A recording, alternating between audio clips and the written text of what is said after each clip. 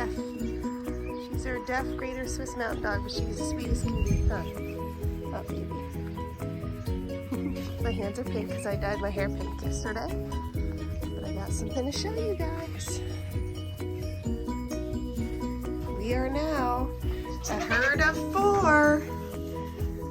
So we got Margot, hi baby, Jolene, Jerry over here, hi Jerry, and this little ma'am on the end is Ingrid, and she's our little milking goat.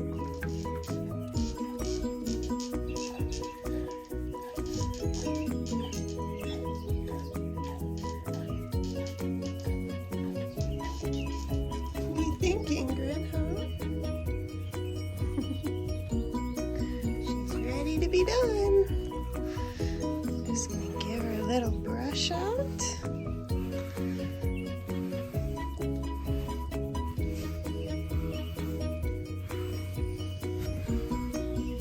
She likes the neck ones, huh, girl? Yeah. She's such a good girl.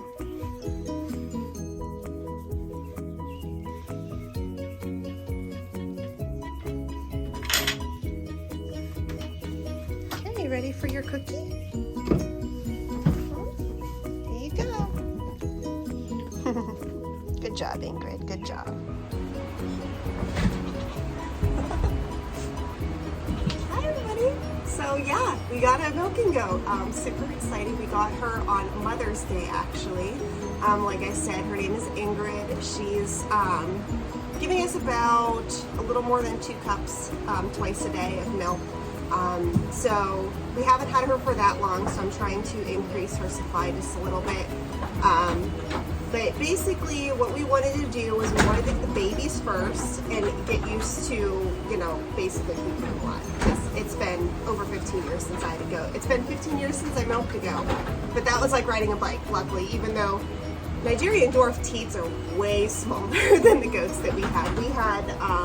We had one Nubian, but the other goats were maybe slightly smaller than her, but pretty much around the same size. So we always had on the bigger side of goats.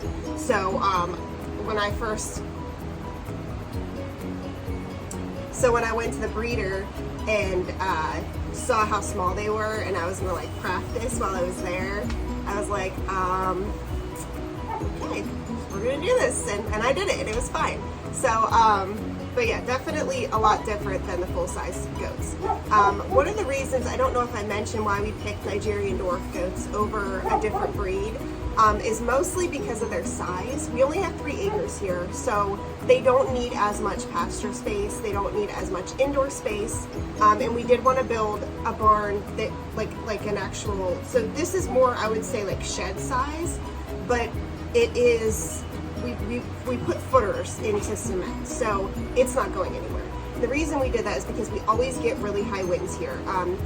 It's pretty common throughout the year to get 40 mile per hour or higher winds. It's not obviously every day, but it is always windy here. That's why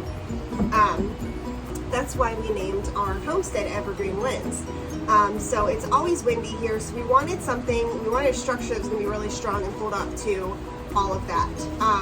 And this barn is really sturdy. So that was another reason why we wanted to get smaller goats, because we knew it was going to be expensive to build a barn that was going to be not like really well structurally sound and like not have to build a really big space to have a decent amount of goats. We are, excuse me, we are actually building a second barn at some point, which I will document all of that. Probably the exact same size and style as the one that we have now. Just because for one reason we already did it, so we know what to do. But for another reason, cost-wise and everything, like we did it ourselves, so we don't have like other people to help us. We can't afford to bring in help, and we don't have any family here or friends close that would be able to help us build another barn. So we're gonna do the same size. But the other reason that we picked Nigerian dwarf goats is because they do have a high butter fat. They give out a decent amount of output of milk versus the amount of feed that they eat. So cost-wise, it's more cost-effective to an extent to do Nigerian dwarfs over larger breed goats. So that was another reason why we decided to go with Nigerian dwarfs. The other reason was because when I was younger, one of the goats, like I said, we had a Nubian. Her name was Violet. She was absolutely insane. Like there was, I think there might have actually been something wrong with her. She would like do backflips off of the chicken coop and all kinds of crazy things. She tried to kill her babies. It was like, she was like a whole situation. Like she was always getting out, and I just, like, that stuck in my brain. So like when we were talking about what different breeds we wanted, immediately I was like, I don't want a Nubian. And my friend has Nubians, actually, a lady that I met that lives close to us, my friend Haley, and her goats are sweet as can be, and like she doesn't have any problems with them. So I'm like, well, you know, maybe it was just a situational thing where it was just that particular goat and her personality, and you know, that happens. She's even said that a lot of people have issues with Nigerian dwarfs wanting to get out. Luckily, knock on wood, we have not had that problem. We did use 5-foot horse fencing. That's no climb horse fencing. So it was more expensive fencing, but our garden, it's literally like a walkway in between the goat pasture and the garden. So we wanted something, you know, that was a little bit more sturdy than just like shorter goat fencing or, you know, something else. But they say if you can get water through it, a goat can get through it. So, I mean, you can definitely get water through even, you know, the reinforced horse fencing, but it's a little bit taller. So, and I purposely didn't put anything like that they could potentially climb on close to the fencing, because I didn't want them to like climb up it and then jump over the fence.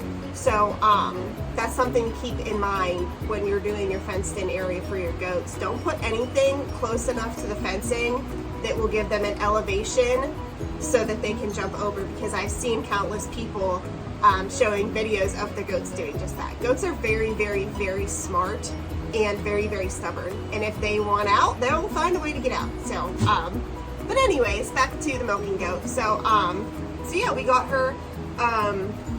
Our goats that we already have, they just turned a year old, so we don't want to breed them until they're at least really close to 2, so that they're kidding when they're 2.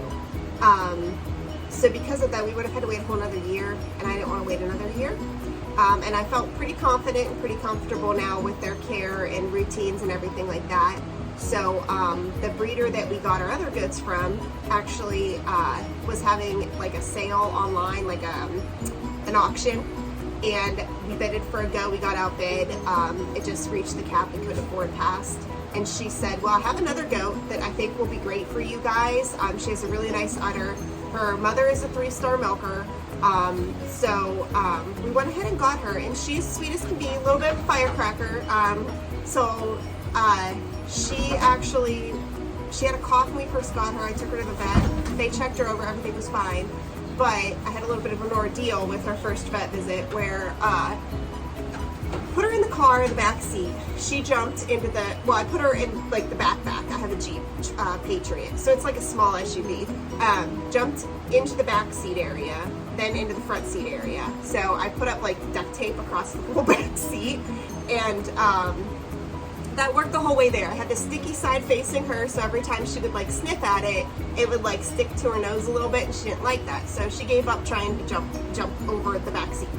However, we get to the vet, he looks her over, says everything's fine, some goats just cough, that's probably what's going on here. Her, you know, her eyes looked fine, she didn't have worm loads or anything like that, no fever anymore or anything. So she had a clean bill of health. So we close up my back hatch, go in, I pay, I come back out, and I'm like, it doesn't look like a goat's in my car. I'm looking all over my car, no goat. And the weirdest thing is, that whole duct tape thing that I put across my back area was gone. It was all like crumbled up and in the back seat.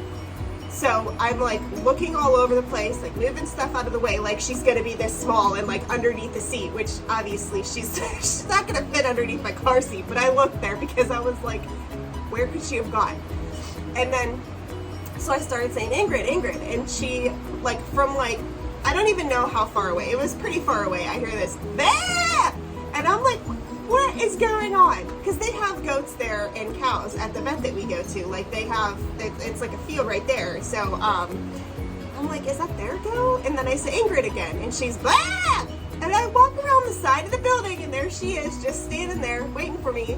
So like, I really think she saw me go in, and she wanted to follow me into the vet office. And the only thing I can think of that got her to escape the car is when I was closing the back hatch, she like dove down the other side of the corner of the hatch and like kind of slipped out without either me or the vet seeing her.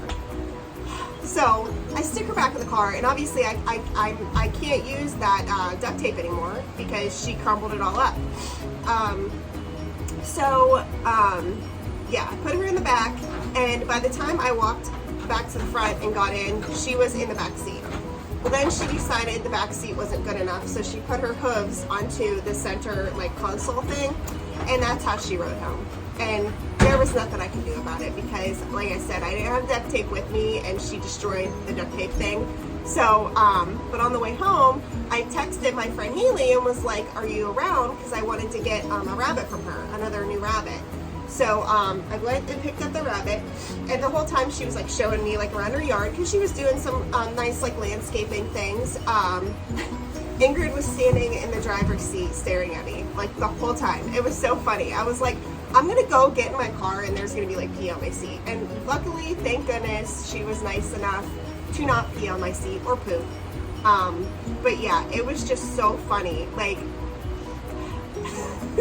so I do have like a smaller dog crate. I think it's considered like a medium size. It does fit in my car, and she's just gonna have to ride in that next time. Because she was literally like, I had to drive like this and like scratch her chin as I'm driving, and if I would stop and put my hand back on the steering wheel, she was headbutting this arm, so then the steering wheel, and I was just like, this is just not safe. I'm never doing this again. So that was like a funny ordeal, and now I know better, especially with her, because she's just a stinker. But that's life with goats. It's always goofy things like that. I've spilled the milk like 3 different times. She stuck her foot in the bucket 3 different times. I do loop, this is just like a leash. I do loop this around her back hoof, and I wrapped it around the leg of the milking stand.